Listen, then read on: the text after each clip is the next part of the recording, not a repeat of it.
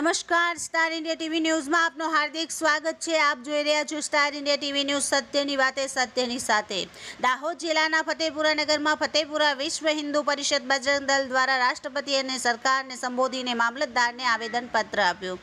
મહામહિમ રાષ્ટ્રપતિ ભારત સરકાર જમ્મુ કાશ્મીરના રિયાસીમાં ધાર્મિક યાત્રાળુઓને લઈ જતી બસ પર થયેલા આતંકવાદી હુમલામાં 10 તીર્થયાત્રીઓના મોત થયા છે અને 32 શ્રદ્ધાળુઓ ઘાયલ થયા છે। આ ઘટનામાં ભારતના હિન્દુ તીર્થયાત્રીઓ માટે ચિંતાનો વિષય છે। મણિપુરમાં હિંસા, પંજાબમાં આતંકવાદ અને જમ્મુ રિયાસીની તાજેતરની ઘટનાએ સ્પષ્ટ સંકેત છે કે દેશમાં આતંકવાદીઓનું મનોબળ વધી રહ્યું છે।